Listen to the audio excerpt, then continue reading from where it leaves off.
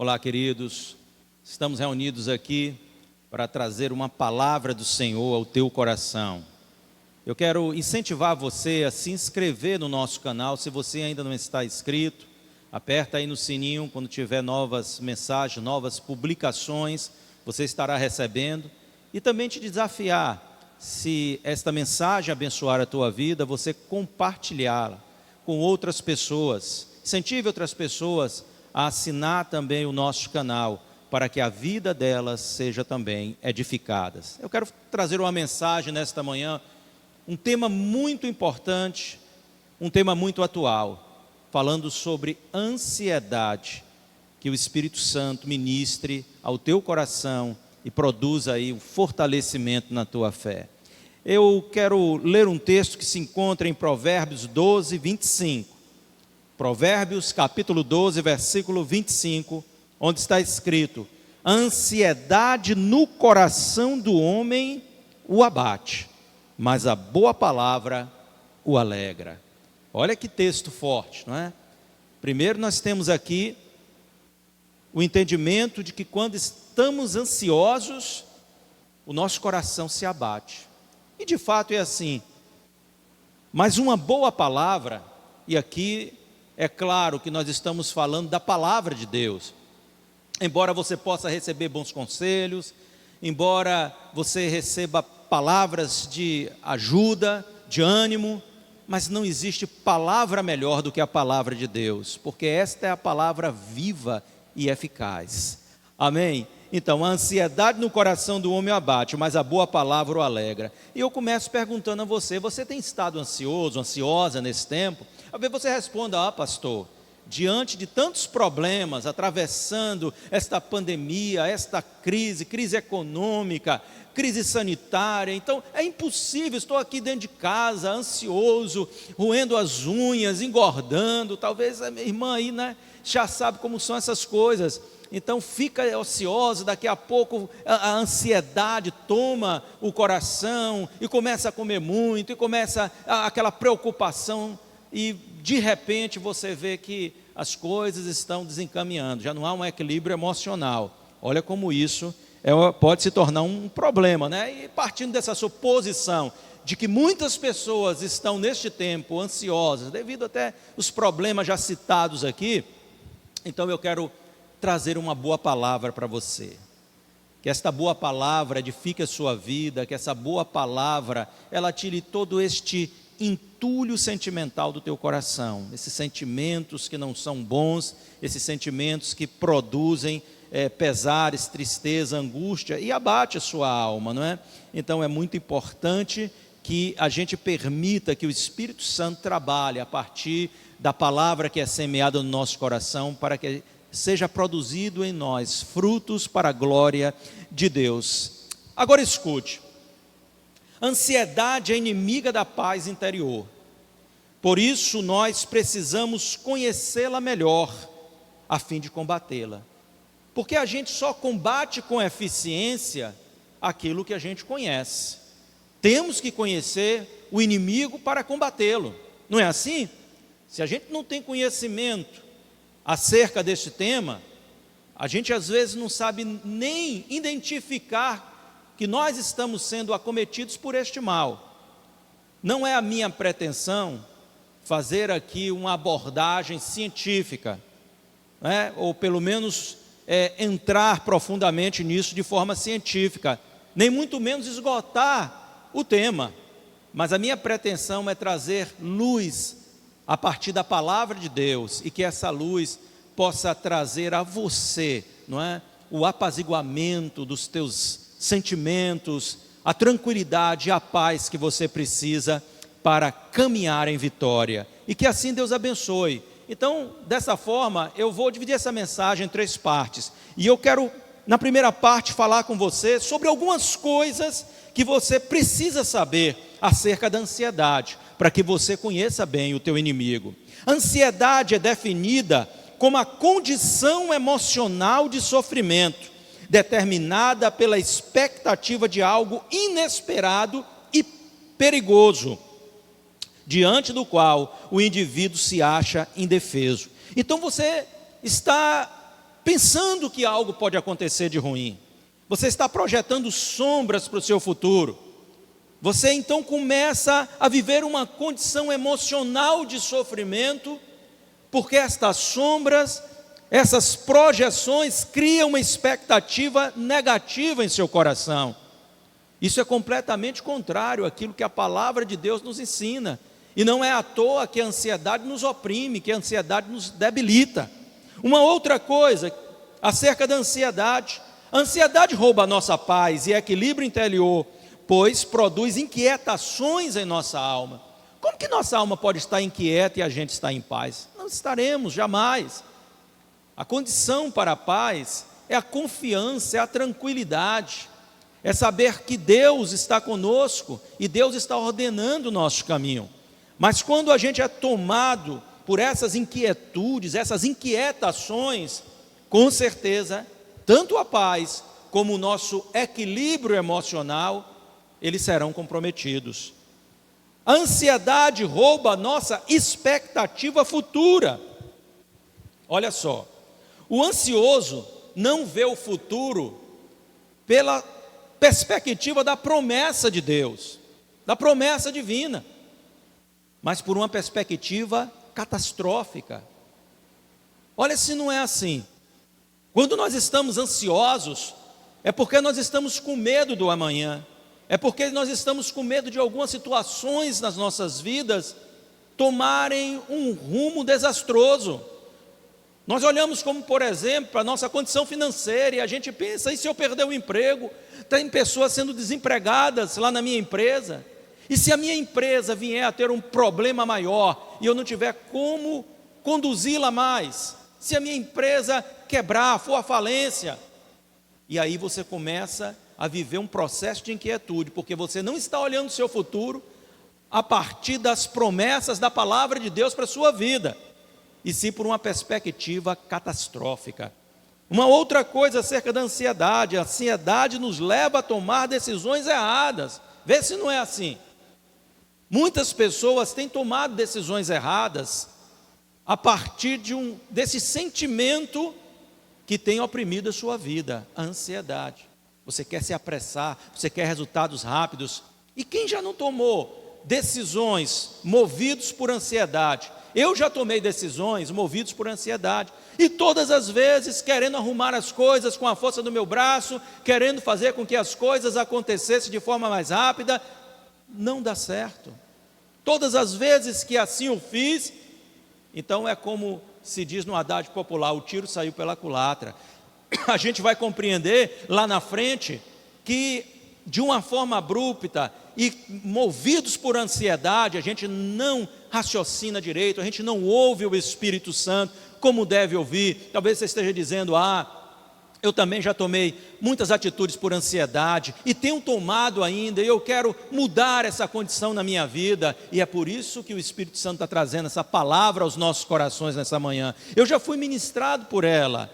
À medida em que o Espírito colocava essa mensagem no meu coração, eu já fui ministrado por ela, e eu quero a cada dia me aperfeiçoar para esperar no Senhor, esperar com tranquilidade, sabendo que Deus está no controle de minha vida. E assim seja contigo também. Uma outra coisa relevante é que a ansiedade nos leva a tomar decisões erradas, não é? Ou a ansiedade rouba a nossa energia. É o outro tópico. A ansiedade rouba a nossa energia, ela nos cansa, ela nos esgota. Quando estamos ansiosos, não conseguimos dormir direito, não conseguimos ter, aquele momento de relaxamento tão importante, porque a ansiedade toma conta dos nossos pensamentos, né? E aqueles pensamentos estão em ebulição em nossa mente e não permite que haja um descanso, um repouso que deveríamos e precisamos ter, e a gente se vê esgotado. Depois de alguns dias em um processo de ansiedade, você se sente cansado. É assim que a ansiedade age na nossa vida. A ansiedade rouba energia, mas a ansiedade também afeta nosso ânimo e rouba a nossa alegria.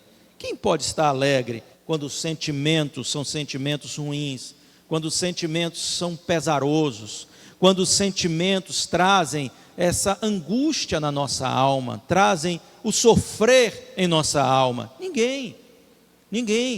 Então, ela rouba a nossa alegria, e a ansiedade também pode se tornar um estilo de vida. Eu quero que você preste muita atenção nisso. Isso é muito importante que você entenda. Jesus disse lá em Mateus 6, versículo 25, não andeis ansiosos. Andar aqui é um estilo de vida, não é caminhar, não é passear, é um estilo de vida, é um modo de vida.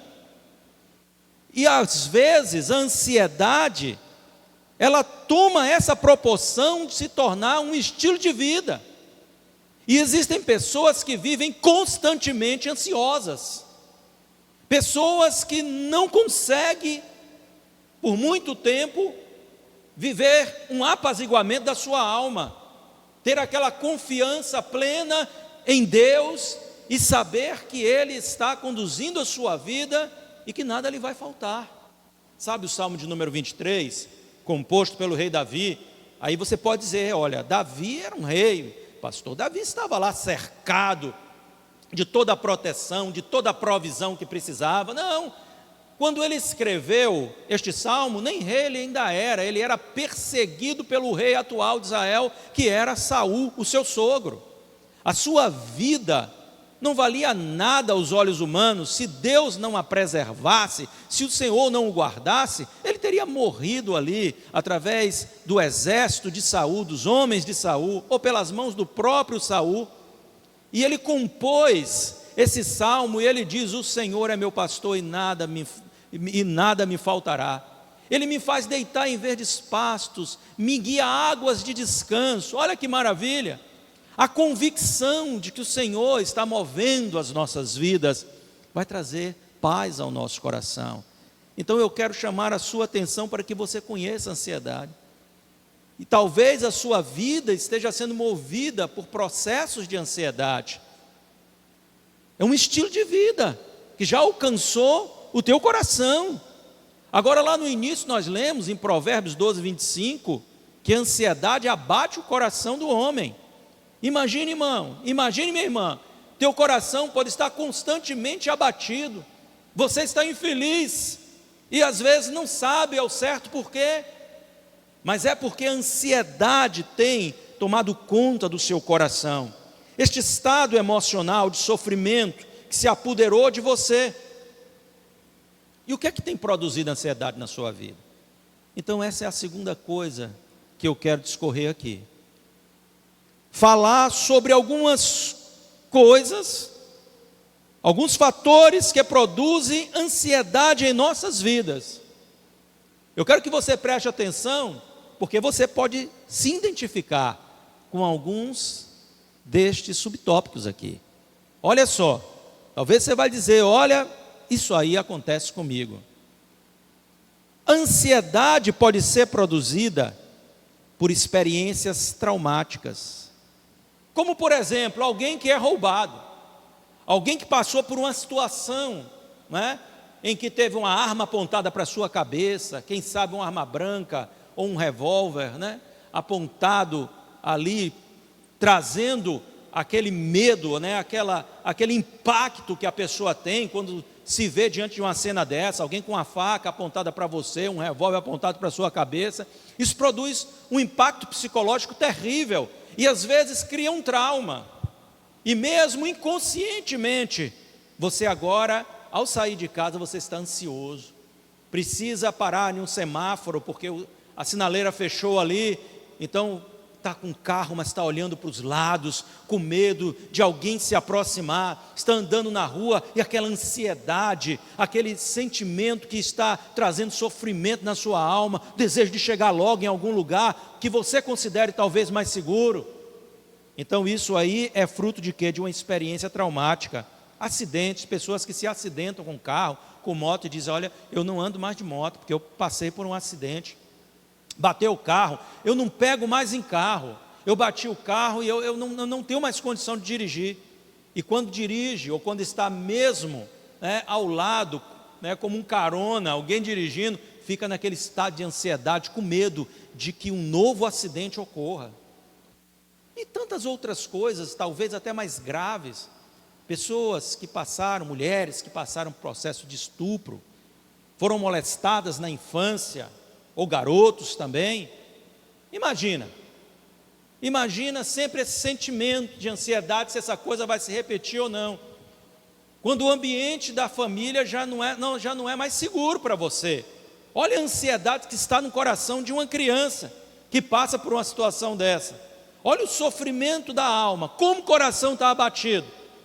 Às vezes a gente não mensura coisas como essa, porque nunca aconteceram conosco, graças a Deus. E se aconteceu com você, quem pode te sarar é o Senhor Jesus, é a palavra de Deus, é a obra do Espírito Santo no teu coração, para que você não viva de forma ansiosa, não tenha ansiedade como um estilo de vida, mas seja liberto disso. Uma outra coisa que pode causar ansiedade é a influência do meio. Quando você vive em uma família de pessoas ansiosas, parece que existe aí, né, a transmissão desse sentimento opressor. O povo é muito ansioso, olha a hora de trabalho, vamos embora ali, é hora de comer, da refeição, é a hora da escola, embora menino, já levanta os meninos com aquele estresse absurdo, então gera aquela ansiedade, precisamos logo e tal. Então existem famílias que são assim, parece que essa coisa contamina, contagia, ou então tem um caráter hereditário, não é? É transmitido pelos pais na vida dos filhos, e aquele ambiente então contaminou você, ou aquela atitude do pai, da mãe, influenciou, foi transmitida a você. E eu não digo que seja geneticamente, mas eu digo que seja pela influência da convivência diária, não é? Isso é uma coisa que acontece não poucas vezes. Também a influência do trabalho, do meio em que você trabalha. Se você trabalha em um ambiente de pessoas extremamente estressadas, se você trabalha em um ambiente de muito estresse, isso pode gerar uma ansiedade no seu coração, não é? Isso pode gerar uma ansiedade no seu coração. Então você precisa saber se você está pronto para lidar com aquele ramo, com aquela atividade, com aquele meio, porque se essa coisa está adoecendo você, não é o lugar que Deus quer você. Tenha certeza disso. E nem sempre você tem a capacidade de ter um autocontrole em todas as situações ou em todos os ambientes. Nós não podemos desprezar a humanidade que há em nós. É claro que o Senhor nos fortalece dia a dia, às vezes somos curados, né? Estamos subindo degraus em nossa vida, degraus da fé, escalando, né, os degraus da fé, e vamos nos fortalecendo. Uma outra coisa que às vezes produz ansiedade é o desejo de respostas que não estamos tendo. É o desejo de respostas rápidas, de saber acerca de coisas as quais temos questionado a Deus, ou até mesmo a nós mesmos. Queremos respostas e não as temos, pelo menos no tempo que as queremos. E aí cria uma ansiedade, eu quero logo a resposta sobre isso, será que vai ser, será que não vai ser? Tem gente que faz aí um concurso, né, e fica naquela ansiedade, roendo unha, arrancando cabelo, e a coisa parece que toma uma proporção, é a resposta por um emprego, e é claro, isso advém de uma necessidade, mas a gente tem que ter limite.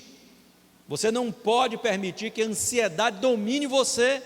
A gente tem que ter o equilíbrio, a gente tem que estabelecer o limite, não é verdade? Uma outra coisa, o desejo de possuir algo que não temos. E não falamos só sobre coisas materiais. Tem muita gente que está ansioso para casar. É assim ou não é? Os anos estão passando, olha, eu preciso me casar. Os anos estão passando de forma bem rápida, e a coisa está ficando meio difícil, né?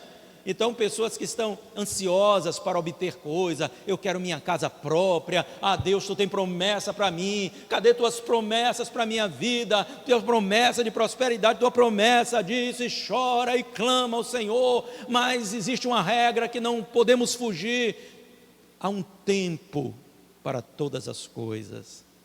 Queremos respostas rápidas, isso faz parte, né, da nossa humanidade. também o desejo de manter algo que já possuímos.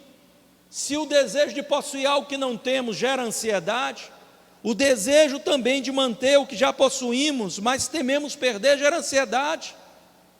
Você tem um bom emprego, mas quem sabe você está temendo agora perder esse emprego. Você tem uma empresa, mas talvez você esteja temendo perder essa empresa, projetando situações catastróficas na sua vida, não olhando a vida pela perspectiva das promessas de Deus, mas por perspectivas catastróficas. A ansiedade produz isso. Olha só, e aí o que é que acontece? Eu tenho medo de perder, eu estou com medo de perder o emprego. Então há uma discussão, com medo de perder o meu filho para as drogas, eu estou com medo de perder ele para o mundo, eu estou com medo de perder o meu marido, minha esposa. Imagina, que situação. Então você entra em uma crise, você entra ali naquele aperto emocional terrível. E o que mais? O desejo de ver o cumprimento imediato das promessas de Deus. Quantas vezes isso acontece conosco, né? Eu vejo tanto isso dentro de igreja.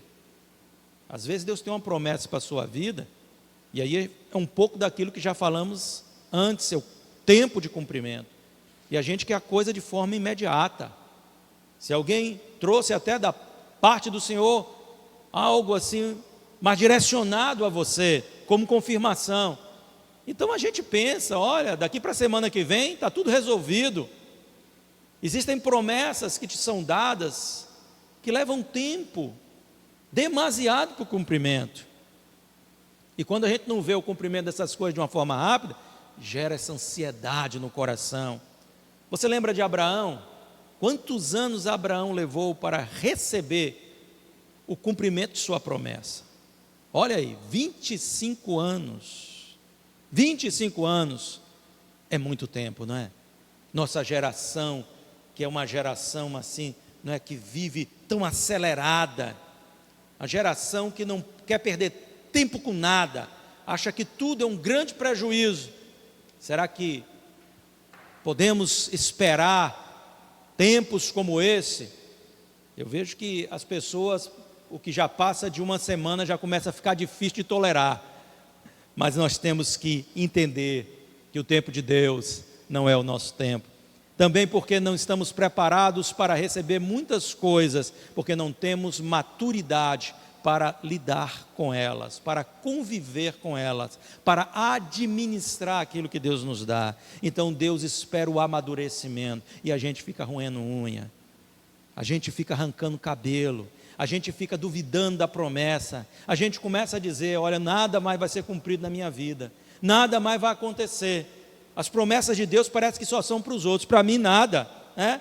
A prova do tempo às vezes se torna muito dura para nós, irmão, exatamente por essa cultura que nós temos, essa cultura de tudo ter que ser rápido, tudo ter que ser em cima da hora.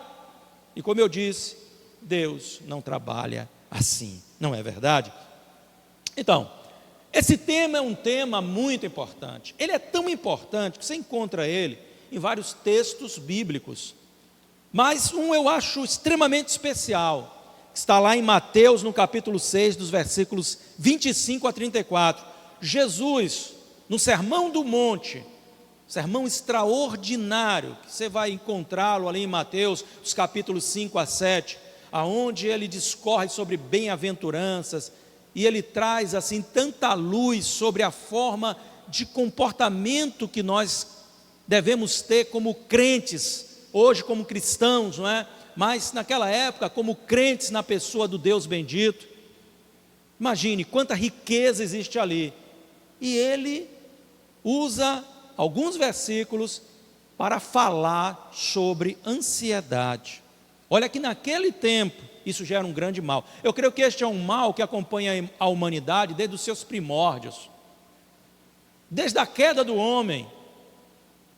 Esse é um dos grandes males, a ansiedade, o anseio por coisas, não é? Olha que isso já remonta a muito tempo. Então, o terceiro ponto que eu quero abordar e último, mas creio que o mais importante, eu quero usar esse texto de Mateus 6 para trazer algumas lições muito importantes para nós, que produza um apaziguamento na nossa alma e que possa trazer luz nessas trevas da ansiedade, expulsando-as do nosso coração. Mateus 6, de 25 a 34, eu vou ler o texto, diz o seguinte: por isso vos digo, não andeis ansiosos pela vossa vida, quanto que haveis de comer ou beber, nem pelo vosso corpo, quanto que haveis de vestir. Não é a vida mais do que o alimento e o corpo mais do que as vestes? Observais as aves dos céus, não semeiam, não colhem, nem ajuntam em celeiros, contudo vosso Pai Celeste as sustenta. Porventura, não valeis vós muito mais do que as aves? Qual de vós, por ansioso que esteja, pode acrescentar um côvado ao curso da sua vida? E por que andais ansiosos quanto ao vestuário? Considerai como crescem os lírios do campo, eles não trabalham nem fiam. Eu contudo vos afirmo que nem Salomão em toda a sua glória se vestiu como qualquer deles. Ora, se Deus veste assim a erva do campo, que hoje existe e amanhã é lançada no forno, quanto mais a vós outros, homens de pequena fé. Portanto, não vos inquieteis dizendo, que comeremos, que beberemos, ou com que nos vestiremos, porque os gentios é que procuram todas estas coisas, pois vosso Pai Celeste sabe que necessitais de todas elas. Buscai em primeiro lugar o reino de Deus e a sua justiça, e todas estas coisas vos serão acrescentadas. Portanto, não vos inquieteis com o dia de amanhã, pois o amanhã trará os seus cuidados. Basta ao dia o seu próprio mal. Olha que texto maravilhoso, que palavra maravilhosa. Jesus estava tratando do processo de ansiedade no coração daqueles que eram seus ouvintes, seus discípulos ali. Muitos estavam ansiosos, porque ele não traria essa fala se não fosse importante, se não fosse necessária. Imagina que se Jesus ia falar sobre temas desnecessários, de forma alguma. Tudo o que ele propõe ali é extremamente necessário. Então, quais são as lições? Vamos extrair algumas aqui, para a gente finalizar essa mensagem. Olha só, a primeira lição que eu quero que você aprenda com esse texto é: não viva motivado por anseios, ou seja, pelos desejos intensos de possuir coisas, pois isso será uma fonte de perturbação para a tua alma. Esta vida consumista, o desejo de ter, e nós não precisamos apenas nos ater às coisas materiais para falar sobre isto aqui. Às vezes o desejo de ter é o desejo de ter na área sentimental, é o desejo de ter até na área espiritual, e o desejo de ter não é em si pecaminoso. O problema é quando você deixa que estas coisas tomem conta da tua vida de tal forma que perturbem o teu coração, que abatam o teu coração, que destruam as tuas emoções. Isso não pode acontecer, porque a palavra de Deus diz que nós temos que lançar sobre o Senhor toda a nossa ansiedade, e não absorvê-la, e não guardá-la em nosso coração. Então a gente não deve viver motivado por esses anseios, né? Esse desejo de possuir, às vezes rouba a nossa paz, cria uma ansiedade que pode se tornar, como eu disse anteriormente, um estilo de vida, que vai prejudicar muito a sua jornada, o seu caminhar. Um segundo ponto: reconheça o valor que sua vida tem aos olhos de Deus. Nos versículos 26, de 28 a 30, nós lemos isso. No 26 ele diz: observais as aves do céu, não semeiam, não colhem, nem ajuntam em celeiros, contudo vosso Pai Celeste a sustenta. Porventura não valeis vós muito mais do que as aves? Entenda, a pergunta é: Deus já lhe abandonou em alguma ocasião? É claro que não. Não deixe que o inimigo coloque esses pensamentos na sua mente, que semeie pensamentos como esse no seu coração. Deus tem um cuidado com a sua criação, com as mínimas coisas, com as pequenas criaturas. Ele cuida, como nós lemos aqui no texto, de pequenos animais, os pardais, os pássaros. Ele os alimenta, ele veste, né, as plantas. Nós aqui no texto falamos sobre o lírio, que se veste com tanta graça, com tanta beleza. Quem os veste? Deus. Aquilo é a roupagem deles, Então Jesus está dizendo: Deus não faria mais com vocês? Porque a vida de vocês tem mais valor do que estas coisas. Deus valoriza a sua vida, porque Deus te ama. Quando você compreende o amor de Deus, a palavra do Senhor diz lá na primeira epístola de João, que o verdadeiro amor lança o medo fora. Quando você compreende essa grandeza do amor de Deus, isso lança fora do seu coração toda ansiedade que possa estar aí. Reconheça, em terceiro lugar, a inutilidade da ansiedade. Olha no versículo 27 que nós lemos aqui: qual de vós, por ansioso que esteja, pode acrescentar um côvado ao curso da sua vida? O que é que Jesus está dizendo aqui? Que a ansiedade é inútil. É inútil estar ansioso, porque a ansiedade não produz nada, não ganhamos nada sendo ansiosos. Há uma inutilidade completa. A única coisa que a ansiedade produz são sentimentos ruins, são pesares em nosso coração, em nossa alma. Precisamos compreender isso para nos libertar dessas aflições, para nos libertar desses sentimentos pesarosos que muitas vezes estão aí dentro, fazendo mal, nos enfermando, nos entristecendo, nos abatendo. E muitas vezes nós não conseguimos vencer esses sentimentos. Por isso que nós precisamos da luz e da obra do Senhor nas nossas vidas. Um quarto ponto: lembre-se que Deus é o teu provedor. Versículos 31 e 32, aqui fica bem claro quem nos sustenta, quem te dá o que você tem. A força do teu braço, você acha que é isso mesmo?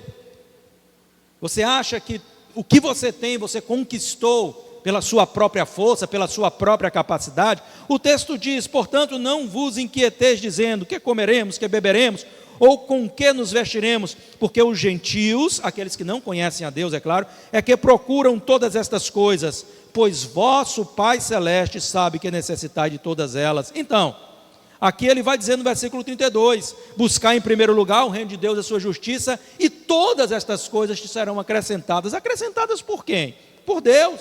Não é pela força do teu braço, não é pela tua capacidade, porque existe gente que é melhor do que você, e que não tem o que você tem. Sabe por quê? Porque Deus tem cuidado de você. Quanto você crê e espera nele, Ele cuida de você. E eu quero dizer como último ponto aqui, né? Siga a regra divina, pois ela é a melhor, ou é melhor que a sua própria regra.